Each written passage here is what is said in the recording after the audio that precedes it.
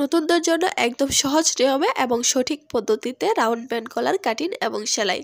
অনেক সময় দেখা গেছে যে রাউন্ড ব্যান্ড কলার কাটিং এবং সেলাই করতে গেলে কলারের রাউন্ডটা ঠিক থাকে না। আপনারা যদি এই ভিডিওটি ধৈর্য সহকারে একবার দেখেন তাহলে আশা করি রাউন্ড ব্যান্ড কলার সঠিক নিয়মে কাটিং এবং সেলাই করতে পারবেন। আসসালামু আলাইকুম, সবাই কেমন আছেন? আশা করি যে যেখানে আছেন আল্লাহ তাআলার অশেষ রহমতে অনেক ভালো আছেন। আমিও আলহামদুলিল্লাহ অনেক ভালো আছি। প্রথমে এখানে আমি একটা কামিজ কাটিং করে নিয়েছি। কামিজের গলা দিয়েছি হচ্ছে 3 ইঞ্চি এবং কাঁধের মাপ নিয়েছি হচ্ছে 7 ইঞ্চি। তারপরে পিছনে গলার জন্য ডিপটা নিয়েছি হচ্ছে 1 ইঞ্চি। এখন 1 ইঞ্চিতে মার্কগুলো সব মিলিয়ে দিয়ে তারপরে এখানে আমি একটা রাউন্ড শেপ দিয়ে দিচ্ছি। এখন এই মার্ক বরাবর আমি কাপড়টাকে কাটিং করে নেব। আর এখানে প্রথমে আমি যে সামনের গলাটা কাটিং করেছি এই অংশটুকু স্কিপ হয়ে গেছে। আমি আপনাদেরকে মাপটুকু বলে দিই। গলাটা চওড়া নিয়েছি হচ্ছে 3 ইঞ্চি এবং ডিপটা নিয়েছি হচ্ছে 3.5 ইঞ্চি। এটা হচ্ছে সামনের গলা এবং পিছনের গলার জন্য নিয়েছি চওড়া নিয়েছি হচ্ছে 3 ইঞ্চি এবং ডিপটা নিয়েছি হচ্ছে 1 ইঞ্চি। তারপরে এখানে আমি গোল রাউন্ড শেপ দিয়ে আমি কাপড়টুকুকে কেটে নিয়েছি। তারপর এখানে আমি শোল্ডারটাকে অ্যাটাচ করে নেব। আর সামনের গলাতে আমি এখানে প্লাকেট তৈরি করে নিয়েছি। আপনারা চাইলে কিন্তু ফাড়া দিয়ে বাটনও অ্যাটাচ করতে পারেন, আর তা না হলে এই সুন্দর একটা ডিজাইনও করতে পারেন। তো এই প্লাকেট কিভাবে আমি অ্যাটাচ করেছি এই ভিডিও কিন্তু অলরেডি আমার চ্যানেলে আপলোড দেওয়া আছে, আপনারা চাইলে কিন্তু দেখে আসতে পারেন। তো শোল্ডারটা অ্যাটাচ করা হয়ে গেলে তারপরে আমি এখানে গলার অংশটুকু সমান করে ধরে তারপরে মিডলে একটা ছোট্ট করে কাট করে দিয়েছি যাতে সেলাই করার সময় বুঝতে সুবিধা হয়। তো এখন গলাটাকে সমান করে ভাঁজ করে তারপরে এখানে আমি গলার লম্বার মাপটা নিয়ে নেব। তো এখানে 2 ভাঁজ করে তারপরে দেখতেই পাচ্ছেন যে ফিতাটাকে আমি কীরকমভাবে রেখে তারপরে এখানে গলার লম্বার মাপটা নিয়ে নিচ্ছি। এখানে আমার গলার লম্বার মাপ হচ্ছে 9.5 ইঞ্চি। আমি এখানে একটা বক্রম নিয়ে নিয়েছি। এই বক্রমটা 2 বাজে আছে 9 ইঞ্চি এবং চওড়া আছে হচ্ছে গিয়ে 4.5 ইঞ্চি প্রায়, আর লম্বাটা দেখতেই পাচ্ছেন যে 9 ইঞ্চি। তারপর এখানে আমি যে খোলা সাইডটা আছে এই খোলা সাইডের দিকে 3 ইঞ্চি উপরে একটা মার্ক করে দিয়েছি। এখন এই মার্কটাকে এই সাইডে মিলিয়ে দেব। যতটুকু পর্যন্ত দেখা গেছে যে মিলালে সুন্দর একটা রাউন্ড শেপ আসবে অতটুকুতে আমি একটা সুন্দরভাবে রাউন্ড শেপ দিয়ে দিচ্ছি। তো আপনারা ভিডিওর এতে যেরকমভাবে দেখতে পাচ্ছেন সেমভাবে কিন্তু আমি কাজটা করে নিচ্ছি। আর আসলে সব জিনিস বলে বোঝানো যায় না, আপনারা একটু দেখে তারপরে বুঝে নেবেন।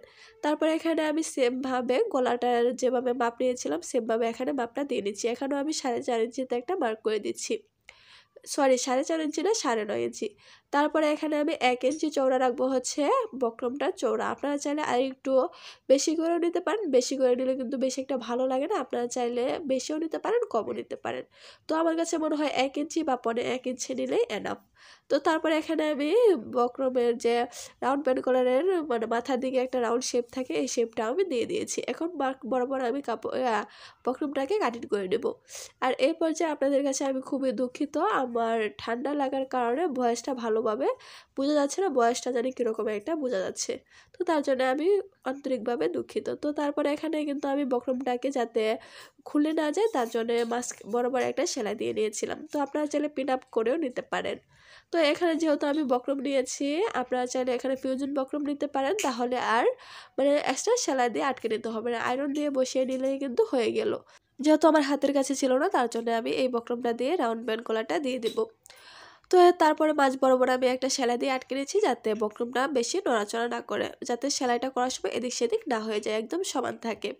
তো তারপরে সেলাইটা করা হয়ে গেলে বাড়তি যে এক্সট্রা কাপড়টুকু আছে সেলাইয়ের জন্য কাপড় রেখে হাফ ইঞ্চির চাইতেও কম এক্সট্রা কাপড়টুকু আমি কাটিং করে ফেলে দেবো। তো এই কাপড়টুকু আমার আর প্রয়োজন নেই, তার জন্য আমি কাটিং করে ফেলে দিচ্ছি। তো তারপর সেলাই করার জন্য যে কাপড়টুকু রেখেছি এই কাপড়টুকু আমি এখন একটা ভাঁজ দিয়ে এখানে সেলাইটা দিয়ে দেবো। আর এই সেলাইটা একটু চওড়া করে দেওয়ার চেষ্টা করবেন যাতে সেলাই আরেকটা সেলাই দেওয়ার পরে এই সেলাইটা একটু ফাঁকা থাকে, তাহলে দেখতে অনেকটাই সুন্দর লাগে। আর এই পর্যায়ে আপনাদের কাছে একটা রিকোয়েস্ট, আমার ভিডিওর এই পর্যন্ত যারা এসেছেন ভিডিওটি ভালো লাগলে ভিডিওতে লাইক দিয়ে দেবেন। আর চ্যানেলে নতুন হলে চ্যানেলটিকে সাবস্ক্রাইব করে পাশে থাকা বেল বাটনটি অন করে রাখবেন। আর ফেসবুক থেকে দেখে থাকলে তাহলে পেজটিকে ফলো দিয়ে রাখবেন। তাতে করে কি হয়, পরবর্তী আমি যে কোনো নতুন ভিডিও আপলোড দেওয়ার সাথে সাথে আপনাদের মোবাইলে নোটিফিকেশন চলে যাবে। তো তারপরে এখানে আমি আরেকটা টুকরা কাপড় নিয়ে নিয়েছি, নিচে ওই কাপড়টাকে রেখে এখন আমি একটা সেলাই দিয়ে আটকে নেব। আর বাড়তি যে কাপড়টুকু আছে সেলাইয়ের জন্য আমি কাপড়টুকু রেখে তারপরে বাকি কাপড়টুকু আমি কিন্তু কাটিং করে ফেলে দিয়েছি। তো আপনারা চাইলে একসাথে কাটিং করতে পারেন, তো এভাবে করে কাজটা করলে আমার কাছে বেশি সুবিধা হয়। যেহেতু আমি বলেছি আপনাদেরকে একদম সহজভাবে দেখাবো, আমি যেভাবে কাজগুলো করি সেভাবেই কিন্তু আমি আপনাদের সাথে শেয়ার করি। এখানে আমি কোনো কিছু লুকোচুরি করি না, আমি যেভাবে কাজগুলো করি এভাবেই দেখানোর চেষ্টা করি, যাতে আমার কাজটা দেখে অন্য আরেকজনের সঠিক নিয়মে যাতে কাজটা করতে পারে। তো তারপরে বাকি যে কাপড়টুকু আছে এই কাপড়টুকু আমি কাটিং করে ছোট ছোট করে কাট করে দিচ্ছি, যেহেতু এটা রাউন্ড ব্যান্ড কলার একটু একটু রাউন্ড শেপ আছে, যাতে এই কাপড়টা উল্টানোর পরে সুন্দর একটা ফিনিশিং আসে।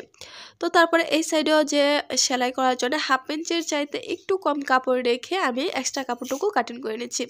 তো এই জায়গাতে বেশি একটা অ্যালাউন্স রাখার দরকার নেই, যেমন আমরা জামা কাটিং করার পরে এক্সট্রা 1 ইঞ্চি কাপড় রাখি, এখানে কিন্তু 1 ইঞ্চি কাপড় রাখার কোনো দরকার নেই।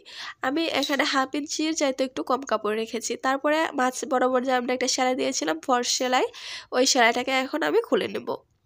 আর আপনারা যদি অন্য কোনো কাটিং ভিডিও দেখতে চান তাহলে অবশ্যই কমেন্ট করে জানাবেন। আর যদি আপনাদের মানে পছন্দ অনুযায়ী কোনো কিছু কাটিং ভিডিও দেখতে চান, যে এই জিনিসটা আমি দেখলে সুবিধা হবে, এই জিনিসটা আমি দেখতে চাই, তাহলে অবশ্যই কমেন্ট করে জানাতে পারেন বা একটা পিকচার দিতে পারেন। তাহলে ওই সেম জিনিসটাই আমি আপনাদের সাথে কাটিং এবং সেলাই শেয়ার করব। তো তারপরে এই কাপড়টুকু আমি মানে বক্রমের এই কাপড়টুকু আমি উল্টিয়ে তারপরে উপরে একটা সেলাই দিয়ে দিচ্ছি। তো ঠান্ডা লাগার কারণে কথা মানে ভয়েসটাও ভালো বোঝা যাচ্ছে না, কীরকম শোনা যাচ্ছে, আর কথাবার্তাও কেমন মানে উল্টাপাল্টা হয়ে যাচ্ছে। তো তারপরে আমি একটা সেলাই দিয়ে নিয়েছি উপরে চাপ সেলাই। আর এই রাউন্ড ব্যান্ড কলার কাটিং এবং সেলাই ভিডিও আমার চ্যানেলে আরও আপলোড দেওয়া আছে, আপনারা চাইলে কিন্তু দেখতে পারেন। তাহলে আশা করি আপনাদের কাছে মানে এই রাউন্ড ব্যান্ড কলার কাটিং এবং সেলাই একদম পানির মতো করে ক্লিয়ার হয়ে যাবে। আপনাদের দেখার সুবিধার জন্য আমি এই ভিডিওর ডেসক্রিপশন বক্সে লিঙ্ক দিয়ে রাখবো। তো তারপর দেখতে পেয়েছেন আপনারা ভিডিওতে যে আমি সুন্দরভাবে উপরেটা যেরকম আছে সেমভাবে আমি নিচে মার্ক করে দিয়েছি, যাতে সেলাইটা একদম সমানভাবে বসে মানে উপরের যা সেলাই আছে নিচেও যাতে তাই একরকমই সেলাইটা হয়, একরকম অ্যালাউন্স থাকে। তারপরে দুইটা ভাঁজ দিয়ে মিডল বরাবর আমি একটা মার্ক করে নিয়েছি, যেহেতু আমি গলাতেও মিডল বরাবর মার্কটা করেছিলাম। তারপরে এখানে মার্কের উপর দিয়ে আমি এই সেলাইটা দিয়ে আটকে নেব। তো এরকমভাবে মার্ক করে নিলে কি হয় যে উপরের বক্রমটা আমাদের যতটুকু আছে সেম নিচেরটাও কিন্তু একই হবে। তো তারপর এখানে মাঝখানে মিডল বরাবর বসিয়ে জামার মিডল বরাবর আর কি বক্রমের যে মিডল বরাবর আছে কলারের বসিয়ে একসাথে তারপর সেলাইটা দিয়ে দিচ্ছি। তো এরকমভাবে মার্ক করে নিলে কি হয় অনেকটাই সুবিধা হয়, বক্রম বেশি বেরোও যায় না, বেশি কম হয়ে যায় না, যে মিডল বরাবর থাকলে যে বোঝা যায় এই পাশেও সমান আছে, সেমভাবে কিন্তু ওই পাশেও সমান আছে। তো তারপরে এখানে আমি বেগ স্টিক দিয়ে সেলাইটা শেষ করে নিলাম। তারপরে এখন আমি উল্টিয়ে উপরে একটা চাপ সেলাই দিয়ে দেব। তো এখানে ফিনিশিংটা ভালো আসার জন্য আবারও আমি ছোট ছোট করে কাট করে দিচ্ছি। তো এই বিষয়গুলো যদি আপনারা ফলো করেন তাহলে আশা করি যে আপনাদের রাউন্ড ব্যান্ড কলার কাটিং এবং সেলাই একদম সহজ হবে এবং ফিনিশিংগুলোও ভালো আসবে। আপনাদের কাজগুলো দেখে অন্য মানুষও ভালো লাগবে এবং পছন্দ করবে। আপনারা যদি অর্ডারের কাজ করেন তাহলে কিন্তু আপনাদের অর্ডারগুলোও কিন্তু বেড়ে যেতে পারে। তো তারপরে এখানে উল্টিয়ে নিয়ে এখানে আমি উপরে একটা চাপ সেলাই দিয়ে আটকে নেব, তাহলেই কিন্তু আমাদের রাউন্ড ব্যান্ড কলারটা তৈরি হয়ে গেল।